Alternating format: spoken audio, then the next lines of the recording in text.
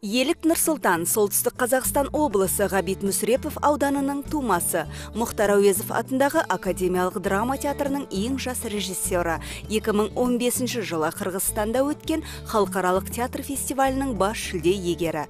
Қасқағым спектаклінің режиссері. Тараз қаласында өткен Тараз дебют жас режиссерлер байқауында француз драматургы Жан Коктоның «Адам дауысы» шығармасымен қатысып, бас жүлденің жеңімпазы атанған. Елік мырза, студиямызға қош келдіңіз. Қайырлы таң. Енді әңгімемізді дәстүрлі сұрақтан бастасақ, таңды қалай қарсы аласыз? Енді таңды таңертең тұрып, кейде жақсы музыкамен, кейде кітап оқып, солай қарсы аламын. Барлық адамдар жасайтында бірінші физзарядка, міндетті түрде. Содан кейін таңғы ас ішкеннен кейін кітап немесе музыка тыңдауды ұнатамын. Керемет. Таңды осылай бастайтын қонағымызды бірінші естідім. Елік 2015 жылы Қырғызстанда өткен халықаралық театр фестивалінде өзіңіз режиссер болған Қасқағым спектакліңіз бас жүлдені жеңіп алды. Жүлдеңізбен шын жүректен құттықтаймыз. Рахмет. Өзіңіз осы режиссерлік еткен Қасқағым спектаклі Жабал Ерғалиевтің «Жетім тағдыр» атты шығарылымның желісінде қойылғанын білеміз. Неліктен дәл осы шығарылымды таңдадыңыз? Енді мен оны таңдадым деп айта алмаймын, өйткені жалпы театрда маған өзі мына қазақ драматургиясынан гөрі шетел драматургиясы көбірек ұнайды. Бұл шығарманы бізде театрда мынандай дүние бар, тек қана батыстың немесе шетел драматургиясымен қатар өзіміздің де отандық драматургиялар қойылу керек. Сол себепті бұны басшылық ұсынды, қарап шығып, бұл енді пьесаны көп өзгертулер мен жөндеулер жаңа енгізілді. Сол себепті таңдалып алынған дүние. Негізім өз тарапынан емес, басшылықтың ұсынған пьесасы болатын. Енді жанр бойынша Қасқағым метафизикалық трагедия. Негізі осы жанрда жұмыс істеу қиын ба, және жалпы көрерменге жеткізер ойы мен мақсат қандай? Енді жанрда жұмыс істеу, мен ойлаймын, әр маман болғаннан кейін өз ісінің шебер болу керек сияқты.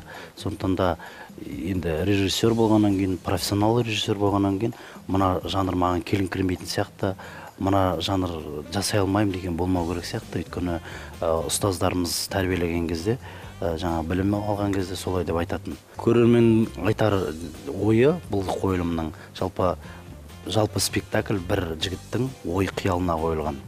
Сәбит атты жігіттік пациент, жаңағы жындыханада жатқан адамның душевный больной дейді ғой. Жаны ауырады. Жаны ауырады деп айтамыз ғой да. Сол жаны ауырған жігіттің жеке басының трагедиясы. Ол сондай күйге не үшін түсті? Өйткені жаңағы оның жалпы назардан тыс қалып қойғаны қоғамнан, жалпы махаббаттың жетіспеушілігі, мейірімділіктен кем болғандығынан осындай күйлерге кеп душар болып жатады. Сондықтан да бірақ ол да бақытты болғысы келеді, ол да қалған адамдар сияқты күлгісі келеді, ойнағысы келеді, жүргісі келеді, тұрғысы келеді. Жаңағы осындай жалпы мейірімнен кенде болған адам, махаббаттан кенде болған адам сол жайында айтылады. Енді сондайдан зәру болмаса екен қоғам деп, немесе жаңағы осындай жалпы адамдардың аз болғаны жақсы деген ниетпен қойылған спектакль болатын. Жақсы. Енді осы Қасқағым спектаклін көрген кезде бұл режиссердің эксперимент, яғни тәжірибе ретіндегі жұмыс сияқты болып байқалады. Алғашқы қараған кезде жалпы өзіңіз эксперимент жасаудан қорықпайсыз ба? Енді мен эксперимент деп айта алмаймын, өйткені бұл эксперимент десе жаңағы бастан аяқ төңкеру керек та любой нәрсені. Бұл жерде эксперимент емес, ізденіс деп айтқанымыз дұрыс болар. Эксперимент жасаудан қорықпау керек.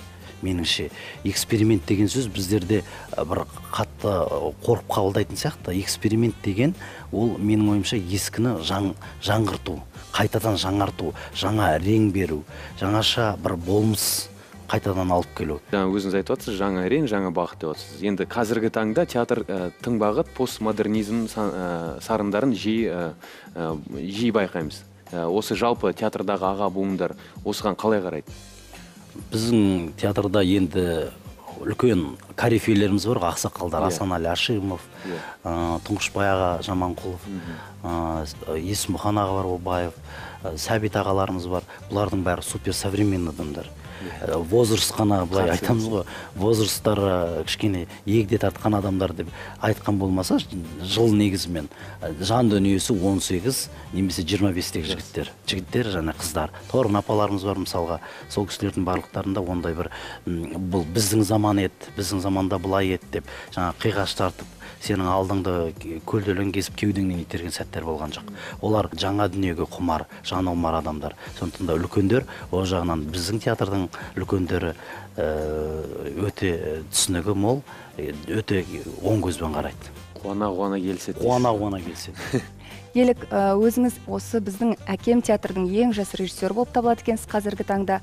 Осындай театрдың көрермендерін жас режиссердан қандай жаңалық күтіп тұр? Асхат Максимұлы Майымеров дейтін ағамыз, режиссер Александр Володиннің қоштасқым келмейді қойылымын қойып жатыр. Содан кейін Алла бұйырса, Алла жазса, мен кірсем, тағы да бір жаңаша басқа көзқараспен бір дүниелер алып келсем ба деген ойым бар. Әйтеуір соған деген ниетіміз түзу. Сондықтан да оның бәрі болашақтың еншісінде өз ретімен болып жатыр деп ойлаймын. Ал енді өткен 2015 жыл сіз үшін несімен ерекшеленді? Енді біздің білуімше өткен жыл сіз бірқатар фестивальдар мен халықаралық іс-шараларға қатыстыңыз. Ең бірінші Астанада өткен мәңгілік ел қазақ хандығының 550 жылдығына байланысты үлкен елбасымыздың қатысуымен жаңағы мерекелік театрландырған қойылым өтті. Соның ішінде бірден бір режиссер болып жаңағы ат салыстым. Өйткені оған өзі қуанышпен, мақтанышпен айта аламын. Өйткені ол еліміздің үлкен тарихына жазылған дүние. Соған қатыстым. Одан кейіннен келе Таразда өткен тағы да сол қазақ хандығының 550 жылдығының негізгі мерейтойының жабылуы ретінде стадионда болған үлкен оған да атсалыстық. Одан кейін Грузия мемлекеті Тбилиси қаласында бір айдан астам фестиваль, мына гриф дейтін фестивальдар бар, подарок деген. Сол фестивальдарына қатысып қайттық, көріп бір айдай тәжірибе жинақтап. Одан кейін мына Беларусь елінде өткен 2-ші халықаралық жас театрлар, жас режиссерлардың форум өтті, соған барып қатысып қайттым. Қала бер жаңа Қасқағым Қырғызстанға барып келген. Сондықтан да жалпы 2015 жыл мен үшін бір жемісті де жеңісті жылдар болды. Енді осы келер жылдан да жақсылық күтеміз, әрине. 2015 жыл расымен де сіздің шығармашылығыңыздан ойып тұрып орын алатын жыл болған сияқты. 2016-да одан да артық түспесе, кем түспесін деп тілейміз. Шығармашылық табыстар тілейміз. Енді жаңа күннің көрермендеріне сіздің өзіңіздің тілегіңізді сұраймыз. Құрметті көрермендер, қазақ елі, жалпы барлықтарыңызға ең бастысы денсаулық, аспанымыз ашық болсын. Елімізге тыныштық, жұртымызға амандық, әрқашан жақсылықта, аман есен осылай отыра берсін. Ел аман, жұрт тыныш болсын. Әумин айтқаныңыз келсін, Елік мырза. Рахмет.